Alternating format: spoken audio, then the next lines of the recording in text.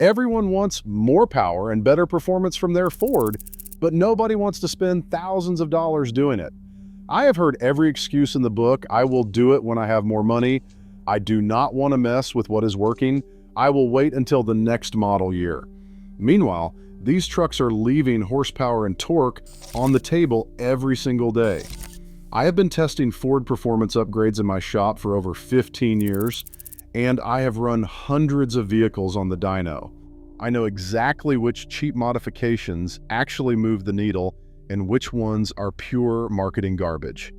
Today, I am giving you 4 more upgrades that each cost around $50 or less, and I have the Dyno numbers to back every single one of them up. Upgrade number 3 surprised me so much when I first tested it that I ran the truck twice because I thought the Dyno was lying to me.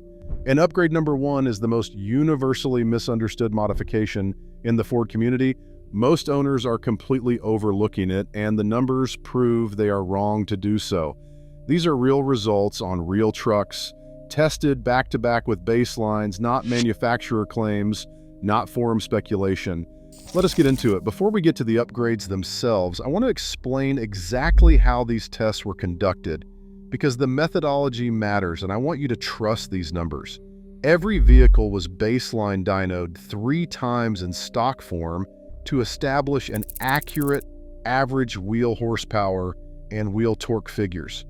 We let the engine fully cool between pulls. Then the modification was installed and the truck was dynoed again in identical conditions. Same ambient temperature, same dyno operator, same fuel. The numbers I am giving you are the averages across multiple pulls, not cherry-picked single-run bests. If a modification showed inconsistent results between runs, that inconsistency is mentioned. I am not here to sell you anything. I am here to tell you what the data actually shows. Upgrade 4 is the cold air intake tune, and I am being very specific because a cold air intake alone is one of the most oversold modifications in the truck world. Bolt on a cheap cold air intake with no supporting tune and you will see maybe 2 or 3 wheel horsepower at best, and in some cases, you will actually lose mid-range torque. Manufacturers print big numbers on their boxes claiming 10 to 15 horsepower gains, but those numbers are almost never replicated on a chassis dyno under real conditions. That is not what we are talking about today. What we are talking about is pairing a quality cold air intake with one of the inexpensive handheld tuners that are now available for many Ford platforms.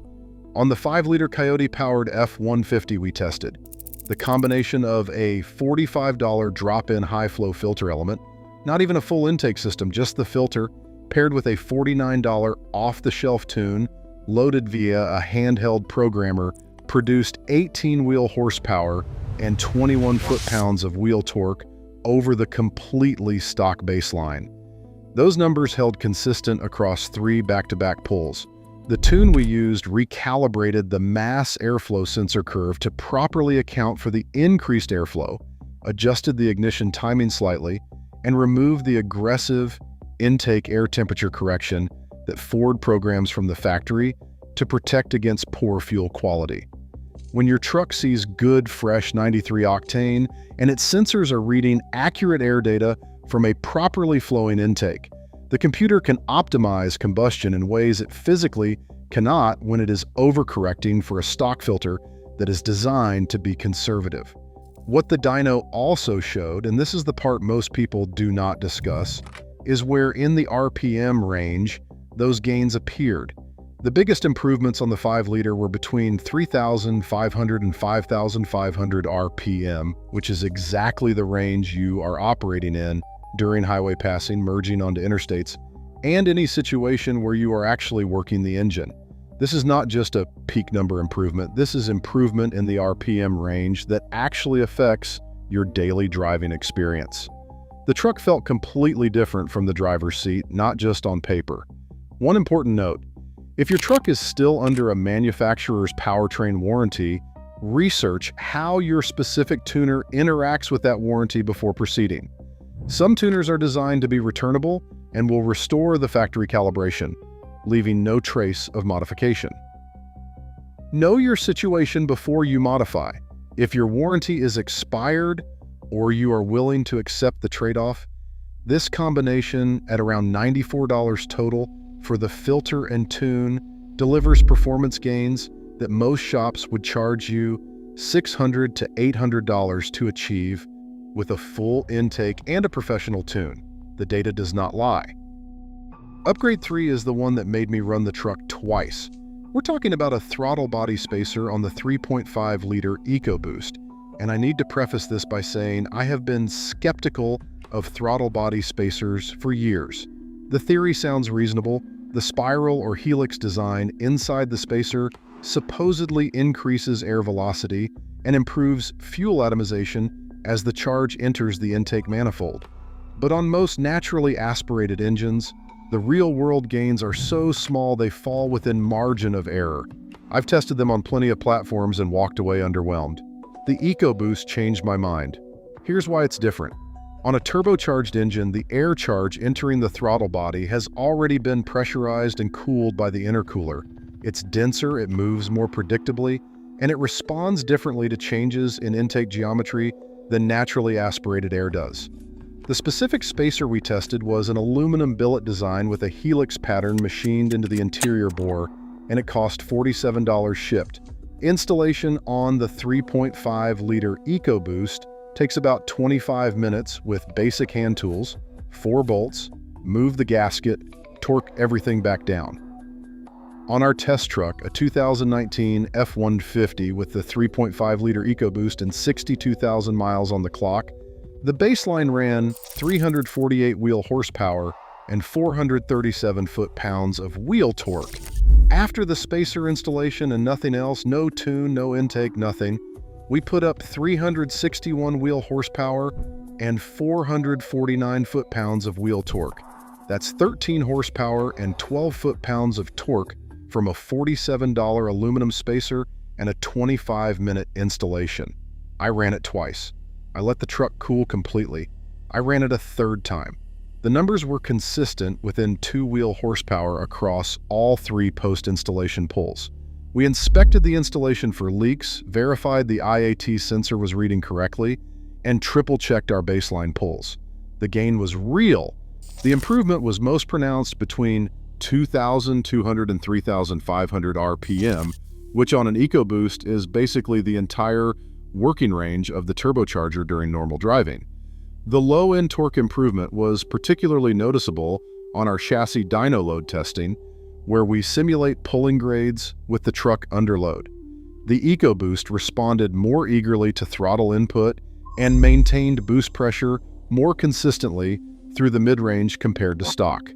If you're running a 3.5-liter EcoBoost and you haven't tried this, I genuinely did not expect these results, and I'm telling you to try it. $47 in 25 minutes.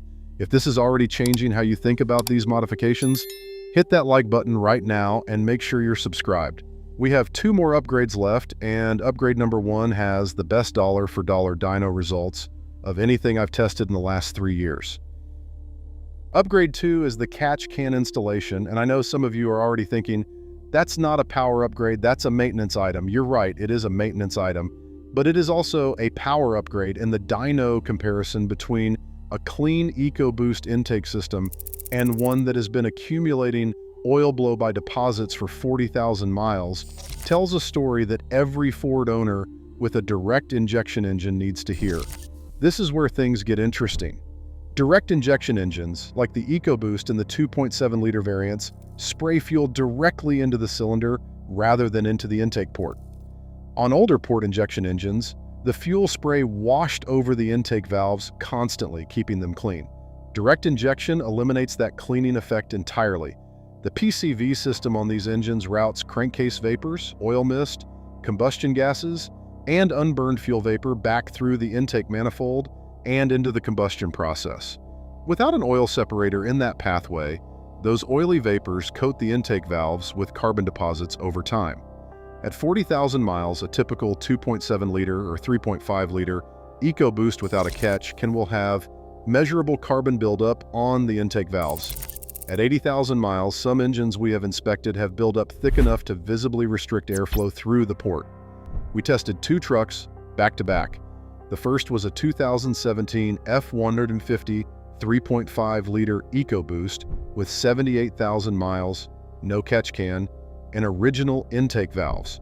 The second was an identical 2017 F-150 3.5-liter EcoBoost with 74,000 miles, a catch can installed at 8,000 miles by the previous owner, with the catch can serviced every 5,000 miles as recommended. The truck without the catch can made 319 wheel horsepower and 398 foot-pounds of torque. The truck with the catch can, the cleaner engine, made 341 wheel horsepower and 431 foot-pounds of torque. That is 22 wheel horsepower and 33 foot-pounds of torque. Difference between two trucks that are virtually identical in every other specification, separated almost entirely by whether those intake valves were clean. That is not a modification, that is maintenance, preventing a degradation that Ford does not tell you is happening. A quality baffled oil catch can for the EcoBoost runs between $40 and $65. Installation is straightforward. You are splicing into the PCV line between the valve cover breather port and the intake.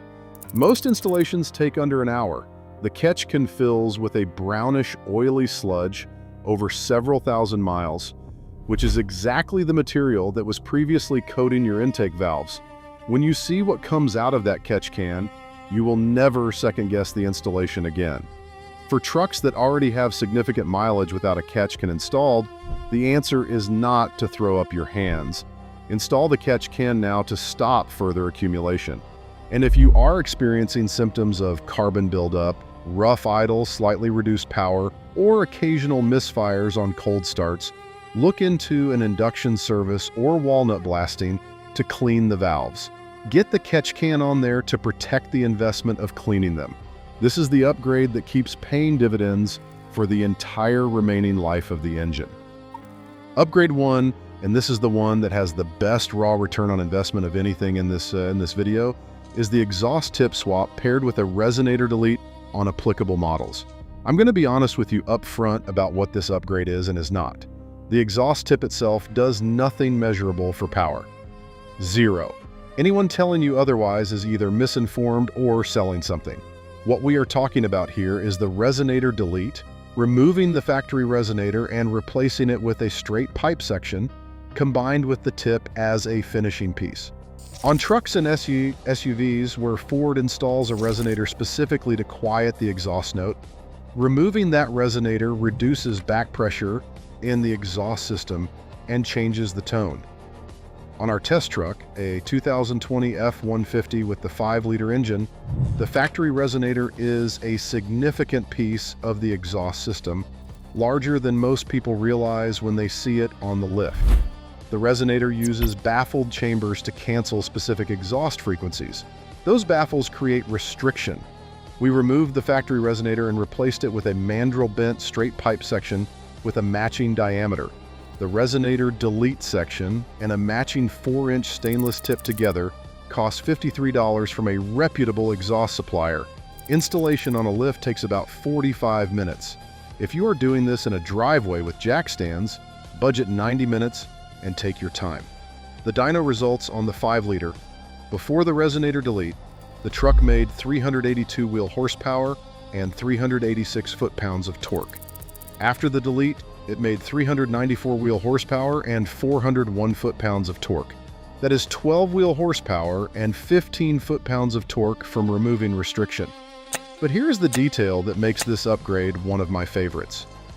Unlike the other modifications in this video, the gains from this resonator delete appear across a very wide revolutions per minute band, from approximately 1,800 revolutions per minute all the way to redline. That broad improvement means the truck feels more responsive in virtually every driving situation, not just when you are pushing it hard. Low-speed throttle response improved. Mid-range torque, the part you actually feel when accelerating onto a highway ramp, improved. And the sound is dramatically better. Not obnoxiously loud, but with a deep, authoritative exhaust note that the factory setup actively suppresses. One critical check before you do this: confirm your local emissions inspection requirements. In most states, resonators are not included in emissions testing the way catalytic converters are. Resonators are strictly sound control devices, not emissions control devices. Catalytic converters are emissions devices, and removing them is both illegal and counterproductive for performance. We are not touching catalytic converters. We are removing only the resonator. Verify your local laws because regulations vary. Here is the combined picture from everything we tested today. A $47 throttle body spacer for the EcoBoost, giving you 13 horsepower and 12 foot-pounds.